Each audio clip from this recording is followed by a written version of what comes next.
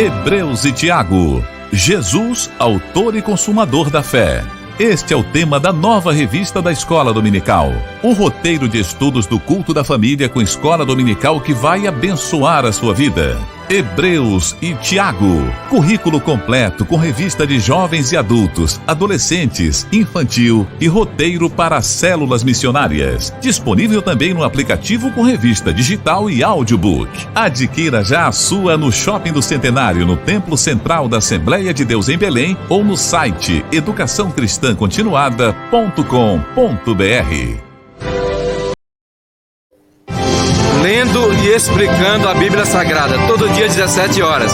Olha quem vai pedir para você inscrever no canal. Gente, vocês não podem perder o conteúdo desse canal maravilhoso que eu amo. Se inscreva no canal, vai, acredita e vai. Ô, glória!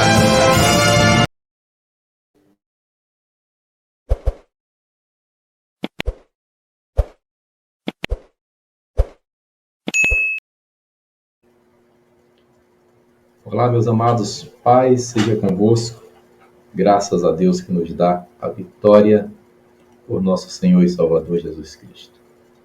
Vamos fazer o panorama da carta de Tiago. Nós estamos fazendo uma live diária, lendo e explicando a Bíblia Sagrada. Essa live vai ao ar todos os dias às 17 horas aqui no canal do YouTube. E eu senti da parte de Deus que depois de cada livro nós fizéssemos também panorama do respectivo livro. Como nós já estamos em Deuteronômio, o último foi Tiago, vamos fazer um breve panorama da carta de Tiago. Eu sou o pastor João Neres, para aqueles que estão entrando agora no canal. Também tive a honra de ser o comentarista da revista Hebreus e Tiago, por isso nós demos prioridade a esses dois livros, Hebreus e Tiago. Já tem o panorama de Hebreus aqui no canal, agora estou fazendo o de Tiago. E vamos ler a Bíblia toda em 3 anos e meio, se Deus quiser. Essa é minha esposa, a pastora Márcia, esses meus 2 filhos, Nasson e Naum Emanuel, e essa é minha nora Karen, esposa do Nasson, que está grávida de 6 meses. Brevemente, a Radassa vai estar fazendo live aqui com o vovô. Esse é o Naum e a Thaís, meu filho mais novo. E vamos lá. Tiago, capítulo 1, fala de provas e tentações.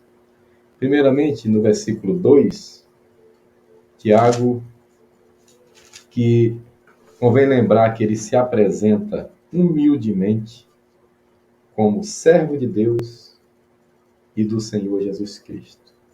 Essa apresentação de Tiago faz dele um grande homem de Deus, um homem humilde, que era irmão do Senhor. Mas ele começa no versículo 1 dessa forma: Tiago, servo de Deus e do Senhor Jesus Cristo. O maior título que um homem tem não é de apóstolo, de bispo ou de profeta, é o de servo. Assim ele se apresenta. E ele fala no versículo 2 sobre alegria. Ele diz: meus irmãos, tende grande gozo ou alegria quando cairdes em várias tentações. Ele vai confirmar isso também no versículo 12, quando diz: bem-aventurado o varão que sofre as tentações, porque quando for provado, receberá a coroa da vida, a qual o Senhor tem prometido aos que o amam. Então, o apóstolo Tiago está nos orientando a sentirmos alegria pelas muitas provações, porque se somos provados, é porque Deus está nos preparando, nos testando, para nos aprovar para algo. Ainda no capítulo 1, ele fala de concupiscência, dando a luz ao pecado. 1,15 diz assim: depois, havendo a concupiscência concebido, dá a luz ao pecado, e o pecado, sendo consumado, gera a morte. Paulo diz na carta aos Romanos que o salário do pecado é a morte. Mas Tiago fala de forma muito interessante aqui, que concupiscência é desejo, desejo da carne. Nós vimos recentemente no panorama de Números que o povo desejou um outro alimento e morreu em um lugar chamado Kibrot Hatavar, que quer dizer sepulcro dos desejosos, ou sepulcro da concupiscência. Tiago explica aqui que o pecado ele não nasce do dia para a noite. Ele é gerado. Vem o desejo, vem o ceder aqui e ali, e aquilo vai gerar o pecado. E uma vez que o pecado é gerado, ele gera a morte. No versículo 17, ele fala que toda boa dádiva e todo dom perfeito vem de Deus, que é o Pai das luzes. No versículo 19, nós temos aqui um conselho, uma exortação muito importante. Nós devemos estar prontos para ouvir e sermos tardios para falar. Deus nos deu duas orelhas, e uma boca, para ouvirmos mais e falarmos menos. No versículo 27, ele conclui o capítulo 1 dizendo assim: a religião imaculada, pura e imaculada, para com Deus o Pai é esta: visitar os órfãos e as viúvas nas suas tribulações e guardar-se da corrupção do mundo. O projeto social é um dos projetos que tem deixado a desejar em muitas igrejas evangélicas. E Tiago enfatiza muito bem que a verdadeira religião é essa: é visitar órfãos, viúvas, cuidar dos necessitados. Isso é trabalho social, isso também é missões, isso é diaconia, é serviço. A missão tríplice da igreja é diaconia, é koinonia, comunhão, e querigma, pregação. Querigma, primeiramente, pregação, diaconia, serviço, e koinonia, que é comunhão. Então, faz parte da missão da igreja essa parte social, e essa é a verdadeira religião. Vamos lá para o capítulo 2. Capítulo 2, ele começa falando aqui no versículo 4 de juízes de maus pensamentos. Porque aquelas pessoas que fazem distinção entre o rico e o pobre, humilhando aquele que não tem posses e etc., Tiago chama ele de juiz de maus pensamentos, porque julga a pessoa pela aparência e pelo que tem. Isso é acepção de pessoas. Aí no versículo 12, ele diz: assim falai e assim procedei, não seja de língua dobre, fale e faça, como devendo ser julgados pela lei da liberdade. Eu gostei muito dessa expressão aqui, porque lei da liberdade, o que é que dá a entender? Dá a entender que você faz não por obrigação, não porque tem uma lei te obrigando. Você faz porque o Espírito de Deus te ensinou e está lhe conduzindo a fazer da forma correta. O versículo 13, ele fala que a misericórdia triunfa sobre o juízo. A misericórdia de Deus é grande, ela é maior e ela triunfa sobre o juízo. Esse versículo é muito importante. E no versículo 26, Tiago vai começar a falar de fé e obras, e ele fala que a fé sem obras é morte. O capítulo 2 acaba no versículo 26. Mas nós temos aí os dois exemplos que Tiago nos dá, que é o exemplo de Abraão e o exemplo de Raabe. Abraão ofereceu o seu unigênito, segundo o escritor de Hebreus, no capítulo 11. Ele tinha Ismael, mas a Bíblia diz em Hebreus 11 que ele ofereceu o seu unigênito. Só Deus e Abraão ofereceram o unigênito. Por isso Deus chama Abraão de meu amigo. Aleluia. Sentir a mesma coisa. Não deve ser fácil oferecer o unigênito.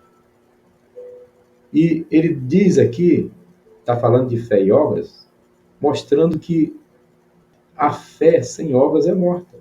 Abraão é considerado pai na fé, mas Tiago está explicando, ele não está contradizendo Paulo quando diz que pela graça sois salvos por meio da fé.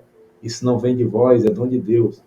Ele não está contradizendo Paulo, ele está complementando o que Paulo falou, mostrando que a fé verdadeira ela é acompanhada de obras. E o segundo exemplo citado, curiosamente, é o de Raabe. Eu aprendi, fazendo essa live do livro de Tiago, eu não lembrava, sinceramente, que Raabe também era citada aqui. Porque se Raabe é citada aqui em Tiago, ela tem 3 destaques no Novo Testamento. Raabe está na genealogia de Jesus. Portanto, ela é mãe de Jesus segundo a carne. Ela casou com Salmão, que é da tribo de Judá. Salmão gerou Boaz, que gerou Obed, que gerou Jessé, que gerou o rei Davi. E essa mulher entra na genealogia de Jesus. Ela entra na galeria dos heróis da fé. É a última da expressão pela fé. E depois dela o escritor diz, me faltaria tempo para falar de Davi, de Baraque, de Sansão, de Samuel e dos profetas. Que destaque, hein, Raabe? E aí Tiago vem, ainda faz essa referência a Raabe como alguém que praticou um ato de fé, mas acompanhado de obras, quando ela escondeu os espias. Que maravilha, né? Capítulo 3 é apenas um panorama. Você pode acessar todos os capítulos aqui no canal do YouTube Pastor João Neres e está organizado por playlist. Tem lá uma playlist só de Tiago e explicado versículo por versículo. Capítulo 3 vai falar do tropeço da palavra, né? Diz no 3:1 que nós não devemos querer ser mestres, né? Tem muita gente que gosta de ser chamado de mestre. Mas é um peso muito grande ser chamado de mestre, né? Sabemos que receberemos maior juízo. Tá? Então, por mais que seja bom ser chamado de mestre, não queira isso, se você não tem essa chamada, e até aqueles que têm, tem que saber ouvir, né, os elogios e não deixar aquilo descer para o coração para não se exaltar, né? Então, o maior julgamento é para aquele que ensina. Não se pode domar a língua. Capítulo 3, versículo 8 é muito forte quando diz assim, mas nenhum homem pode domar a língua. É um mal que não se pode refrear. Outra tradução diz, é mal incontido. Está cheia de peçonha mortal, veneno de cobra. Isso, claro, é no âmbito natural. E aí ele vai exortando os irmãos. A epístola de Tiago é uma epístola universal. Então ele vai exortar para que não seja assim. Mas no natural é assim.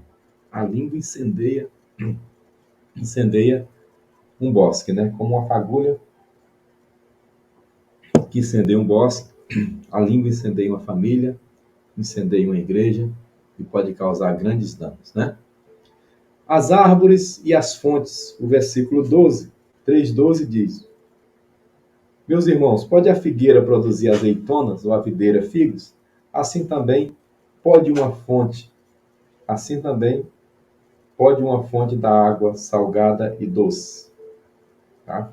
Então, ele está explicando que uma figueira não pode produzir uvas, e uma videira não pode produzir figos, uma mangueira não pode produzir abacate. E uma fonte de água doce, como deve ser eu e você, não pode produzir água salgada.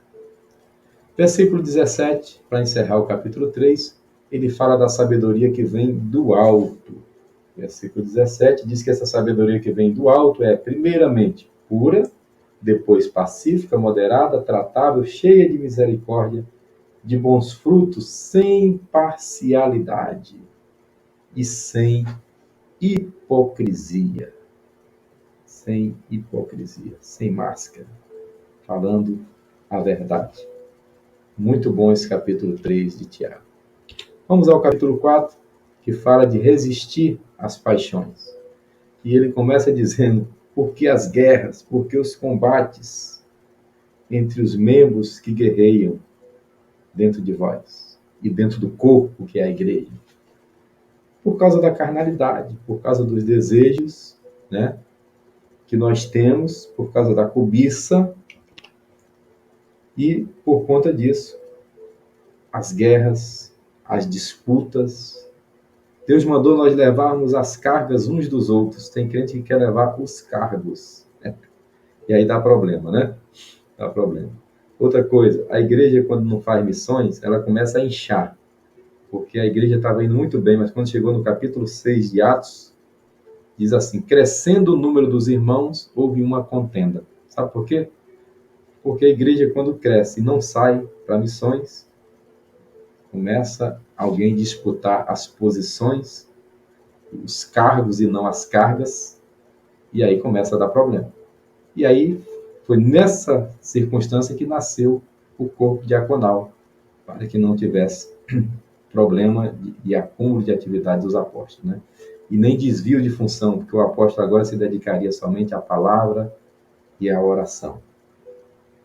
O Espírito Santo tem ciúmes, versículo 5, né? Que coisa interessante. Não sabeis que o Espírito que em vós habita tem ciúmes? É a única expressão na Bíblia sobre o Espírito Santo, e aqui Espírito está com E maiúsculo, é Espírito Santo mesmo. É o Espírito que habita em nós.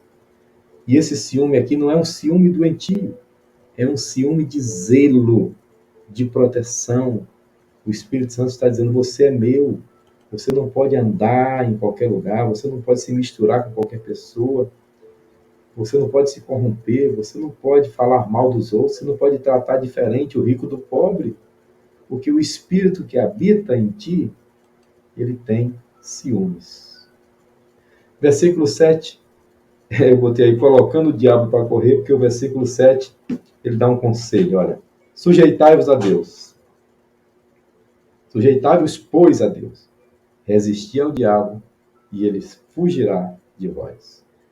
Então, qual o segredo para o diabo fugir? É se sujeitar a Deus e resistir. Manter a resistência. Não ceder. E aí ele vai embora. Resistir, ele vem com a primeira proposta, você não. Manda que essas pedras se transformem em pão. Nem só de pão viverá o homem. Salta daqui que está escrito que aos seus anjos dará ordens. Também está escrito: não tentarás o Senhor teu Deus. A me adora que eu dou tudo. Jesus disse: vai-te, Satanás, ao Senhor teu Deus adorarás e só a ele servirás. O que aconteceu? O diabo bateu em retirada. Então, bote o diabo para correr, resistindo. Dos versículos 8 a 12, são várias exortações. Chegai-vos a Deus, limpai as mãos, vós de duplo ânimo, purificai o coração, senti as misérias, chorai, se humilhai. Irmãos, não faleis mal uns dos outros, não seja juiz, e etc. E assim, o capítulo 4 vai concluir, dos versículos 13 ao 15, destacando aqui a falibilidade dos projetos humanos. É quando nós dizemos: amanhã eu farei isso, ele diz: não faça isso, não diga isso, fale se Deus quiser, e se Deus permitir, se vivermos, faremos isso aqui. Na quinta-feira, dia 4, se não me engano, aqui no calendário, foi semana passada, quinta-feira foi dia 5, né? Quinta-feira, dia 5, nós sofremos um assalto. Eu poderia não estar mais fazendo essa live, né? Porque teve arma, teve carro roubado, celulares. Então a gente deve sempre dizer: farei isso se viver e se o Senhor permitir. Concluindo, capítulo 5 vai falar da condenação dos ricos opressores. É pecado ser rico? Claro que não. Mas não é disso que Tiago está falando. Ele está falando de alguns ricos que tinham riquezas mal adquiridas e que, além disso, oprimiam os mais pobres. Então ele diz no versículo 2: vossas riquezas estão apodrecidas. Por que apodrecidas? Porque foram mal adquiridas, porque não houve investimento na casa de Deus, na obra de Deus, investimento na obra missionária. Isso é riqueza apodrecida. Uma das igrejas do Apocalipse, a igreja de Laodiceia, tinha um bispo, um anjo da igreja, que dizia: rico sou, estou enriquecido e de nada tenho falta. Aí Jesus disse para ele: mas eu te digo que tu és miserável, desgraçado, pobre, cego e nu. Enquanto Laodiceia dizia: rico sou, Jesus dizia: tu és pobre. Enquanto Esmirna disse: eu sou pobre, Jesus disse: mas tu és rico. Aleluia. O Senhor avalia diferente. E a Bíblia diz aqui em Tiago 5, 4, que os aflitos estão clamando, os pobres com salário atrasado estão clamando, e o clamor deles entrou nos ouvidos do Eterno, nos ouvidos do Todo-Poderoso. Os clamores dos que ceifaram entraram nos ouvidos do Senhor dos Exércitos. Meu Deus, é para temer, porque ele comanda os exércitos. Não é o exército, não é a marinha, não é a aeronáutica. Ele comanda os exércitos celestiais. Miríades de miríades, milhões de milhões, carros e cavalos de fogo. E o clamor dos oprimidos chegou no ouvido desse Senhor dos Exércitos. Versículo 7 do capítulo 5, ele começa a exortar sobre a paciência. Sede pacientes. Né? Aí no versículo 7, ele usa o exemplo do lavrador. O lavrador, ele conhece as chuvas, ele conhece os tempos, né? Ele fala da chuva temporânea e acerode, ele sabe que o lavrador, ele tem a estação de plantar e a estação de colher. Tem gente que plantou ontem e já quer colher. Calma. Tiago está exortando a aprender com o lavrador. Você planta para colher lá na frente. Lança teu pão sobre as águas, depois de muitos dias o acharás. Versículo 10. Meus irmãos, tomai o exemplo da aflição e paciência dos profetas. Bem, vou dar 2 ou 3 exemplos rápidos. Ezequiel, Deus mandou ele dormir de um lado esquerdo, 390 dias, pelos pecados de Israel. Num cercadinho, comendo uma comida racionada e água racionada. Depois dos 390 dias, mais de um ano, Deus disse: agora não acabou não, vira para o lado direito. E ele ficou mais 40 dias pelos pecados de Judá.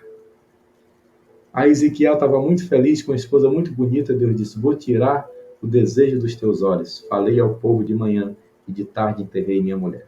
Deus disse: não coloque luto, não coloque roupa de luto, não pranteie, para que o povo saiba que no cativeiro não terá tempo de ir a enterro. Tu és um sinal maravilhoso para esse povo. Isaías andou 3 anos nu e descalço. Elias profetizou que não choveria senão segundo a sua palavra. Então nós temos aí profetas que sofreram. Oséias casou com uma prostituta para cumprir o propósito de Deus na sua vida. Então o Tiago está nos alertando sobre a paciência e mandando observar, primeiramente, o lavrador, versículo 7, os profetas, versículo 10, e no versículo 11, ele vai nos falar da paciência de Jó. Jó, que perdeu tudo, mas depois ele recebeu tudo de volta. Versículo 14, chame os presbíteros da igreja, unja o doente com óleo, e a oração não é a unção, não é o óleo e nem é o presbítero. A oração da fé salvará o doente. Só ressaltando aqui, quem assistiu a live toda do capítulo 5 de Tiago sabe, e eu também, quando já fiz o livro de Atos, também está lá em Atos 20, 28, que o presbítero aqui, meu amado, é o pastor da igreja. É o mesmo bispo. bispo, pastor e presbítero no Novo Testamento, especialmente no livro de Atos, é a mesma figura, ok? Atos 20 e 28, ele fala nos 3 cargos de uma vez só, se referindo à mesma pessoa, ok? Então, presbítero aqui não é o presbítero da Assembleia de Deus, que é hierarquicamente inferior ao pastor, não, é o pastor da igreja. E outra coisa, quando diz que o presbítero unge, hoje, nos nossos dias, se o presbítero autoriza alguém a ungir, está ungindo no nome dele. E está valendo da mesma forma, né? Mas aí vai de cada igreja local, do entendimento de cada pastor. O exemplo de Elias, versículo 17, diz que Elias era um homem sujeito às mesmas paixões que nós, mas falou que não choveria por 3 anos e 6 meses, e não choveu, senão segundo a sua palavra. E orou de novo, e choveu segundo a sua palavra. Aleluia. Louvado seja Deus por mais um panorama da carta, a Epístola Universal de Tiago. Esse é o livro devocionais selecionado do pastor João Neres. Se você tiver interesse, mande um WhatsApp para o número que eu vou colocar aqui na legenda, tá bom? E a Bíblia, a palavra-chave, é uma Bíblia que eu indico em todas as lives, lendo e explicando a Bíblia, porque ela tem um conteúdo riquíssimo de explicação para nós entendermos melhor a palavra de Deus. Deixa eu ver aqui. Deixa eu tirar aqui. Olha aí, é que hoje eu fiz Deuteronômio 9, mas aqui está aqui o telefone. 98050-3737. Esse é o número que você deve ligar. Caso queira o livro, caso queira também fazer parte da lista de transmissão da live Lendo e Explicando a Bíblia Sagrada. Hoje já ficou gravado Deuteronômio 9, hoje eu digo dia 16 de maio. E todos os dias nós estamos lendo um capítulo da Bíblia Sagrada. Depois que terminarmos Deuteronômio, vamos fazer também o panorama de Deuteronômio. Deus abençoe a todos. 2022 nós somos guiados pela Bíblia e pelo Espírito Santo.